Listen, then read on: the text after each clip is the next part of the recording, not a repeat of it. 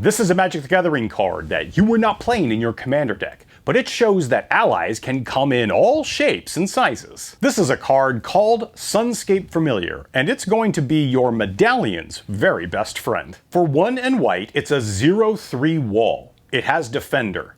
Green spells and blue spells you cast cost 1 less to cast. There are many instances in which mana reducers can be just as powerful as typical mana rocks that tap for mana. In some cases, they might be even stronger. I would say this is the case for cards that want for you to cast them multiple times for a mana cost. For example, Flashback or Adventures. And in fact, we just recently got a big batch of new adventures that came from the recent set Wilds of Eldraine. In most cases, mana-reducing effects are cumulative, so the Sunscape Familiar can reduce the cost of blue spells by 1, where at the same time, the Sapphire Medallion can also reduce it by 1, so you get to reduce it by 2. It's also important to note that when a color is stated in a word inside of a card instead of a color pip, it does not affect its color identity. This means you could play Sunscape Familiar in, say, a white-green deck, even though it calls out blue in there as a word. This card is actually part of a 5-card cycle in the Planeshift set. This also includes the cards of Nightscape Familiar, which reduces the cost of blue and red spells, Stormscape Familiar, which reduces the cost of white and black spells,